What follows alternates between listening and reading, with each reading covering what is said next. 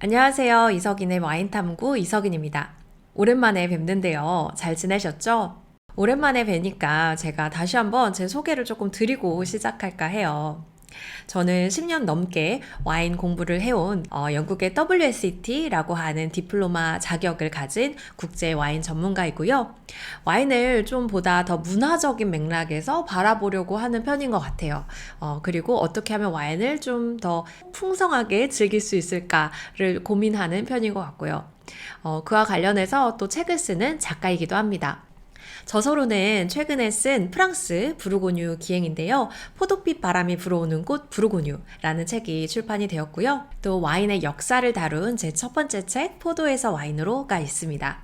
제가 유튜브는 약간 시즌제로 지금 운영을 하고 있어요. 지난 시즌은 포도에서 와인으로 책을 기반으로 해서 와인의 세계사를 좀 야심차게 고대에서부터 현대까지 총 20회 동안 디테일하게 살펴봤고요. 알아두면 써먹기 좋은 그런 교양적인 이야기들이 많이 들어가 있으니까 아직 못 보신 분들은 포도에서 와인으로 플레이리스트 가셔서 꼭 봐주시면 좋을 것 같아요. 이번 시즌은 바로 제 두 번째 책 포도빛 바람이 불어오는 곳 부르고뉴를 바탕으로 부르고뉴 와인 이야기를 조금 해보려고 해요. 제 책은 사실은 부르고뉴 와인뿐만 아니라 뭐 미식, 역사, 문화, 예술 그 지방에 대한 것들을 총망라한 기행이긴 한데요. 유튜브에서는 아무래도 좀 더 와인에 포커스를 둬서 부르고뉴 와인 완전 정복 느낌으로 한번 가보려고 합니다. 그래서 저와 함께 시즌을 함께 하신 분들이라면 보르고뉴 와인이 비쌀지언정 더 이상 어렵지 않다라고 이야기하시게끔 하는 것이 저의 목표예요. 앞으로 또 이렇게 책 이야기 할 시간이 없을 것 같아서 잠깐 책 홍보를 하고 본격적으로 들어가 보자면요. 서점에서 만나보실 수 있으니까 많은 관심 부탁드릴게요. 좀 제 첫 번째 책이랑은 다르게 약간 에세이적인 면도 많고 좀 더 말랑말랑하다고 해야 될까요? 저의 개인적인 얘기도 많이 담겨 있고 또 약간 소설처럼 재미있게 술술 읽힌다 라는 이야기를 많이들 이야기해주고 계세요. 참고로 책 속에 나온 부르고뉴 와인 직접 테이스팅하면서 북토크 했던 영상들도 갈무리해서 올려두었으니까요. 시간 되시면 꼭 봐주시면 너무 좋을 것 같고요. 이 영상과 같은 플레이리스트에 올려둘게요.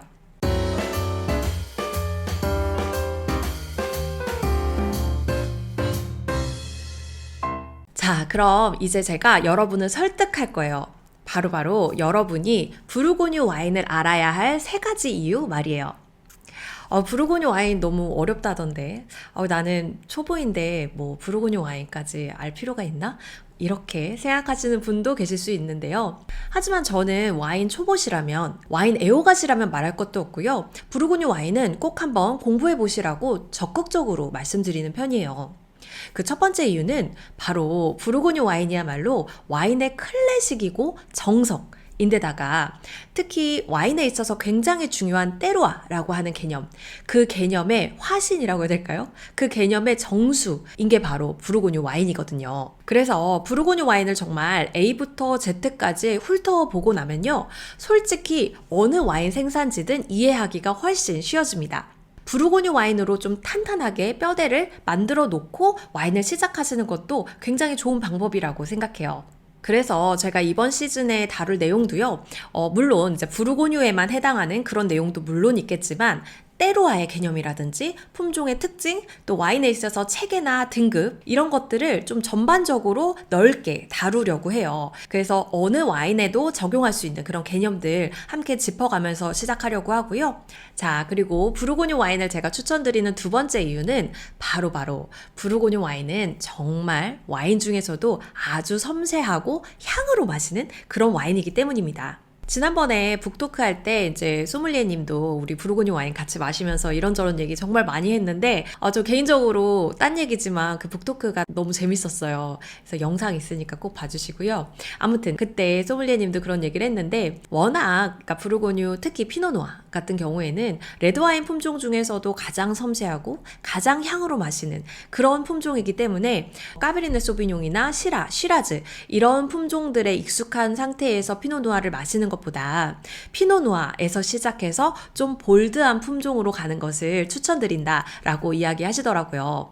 저도 굉장히 큰 동감을 했어요. 제가 실제로 책에도 나오지만 제가 와인에 이렇게 푹 빠지게 된 계기가 부르고뉴 피노누아였고요. 그 소믈리에님도 부르고뉴 피노누아였더라고요. 그리고 실제로 피노누아로 와인을 입문하신 꽤 많은 와인 애호가나 전문가 분들을 임상적으로 만나면서 확실히 처음에 아니면 초반에 피노누아를 빨리 접할수록 취향의 스펙트럼이 좀 넓어지는 경우가 많다라는 생각을 하게 됐어요. 그래서 부르고뉴 와인 사실 좀 비싸잖아요. 꼭 비싼 와인을 뭐 즐겨 드셔라 라고 말씀드리는 게 아니라 저와 함께 시즌 따라오시면서 딱 두어 병의 부르고뉴 와인만이라도 의식적으로 드셔보시면 좋겠다고 생각하는데요.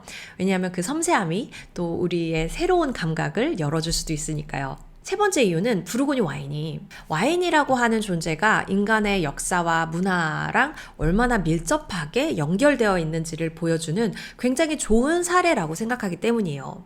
사실 이거는 제가 부르고뉴를 좀 더 사랑하는 이유이기도 하고 또 제가 책까지 쓰게 된 이유이기도 한데요. 개인적으로 저는 역사나 문화가 좀 깊게 스며 있는 그런 와인들을 또 특별히 더 좋아하는 편이긴 해요. 특히 부르고뉴는 이렇게 부르고뉴에서 쓰는 개념이나 단어들 그리고 포도밭 이름 하나하나에 정말 그 땅에서 살았던 사람들의 수백 년 동안 축적해온 와인과 미식에 대한 철학, 생각들이 아주 촘촘하게 배어있는 그런 곳이거든요.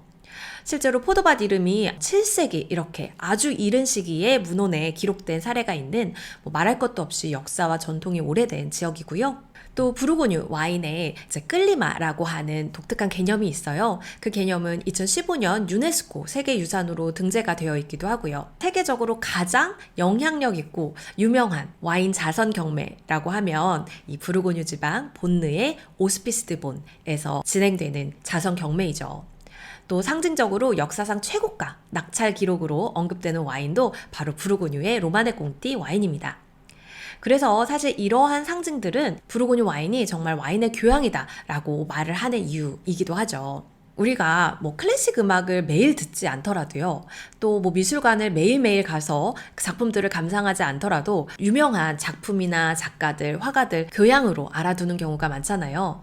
그런 것처럼 사실 부르고뉴 와인도 저는 와인에 있어서 그런 역할을 한다고 생각해요. 꼭 자주 마시고 많이 마시지 않더라도 부르고뉴 와인은 좀 와인에 있어서 교양이 되는 그런 존재가 아닌가. 또 미식의 나라로 불리는 프랑스 안에서도 부르고뉴 지방은 특별히 더 미식의 도시, 미식의 지방이라고 할 정도로 전통이 깊은 지역이에요. 이런 이야기들은 또 더 넓게 제 책에서 다뤘으니까 꼭 기회 되시면 읽어주시길 바라고요. 이런 내용들도 함께 조금 엮어서 풀어내려고 합니다.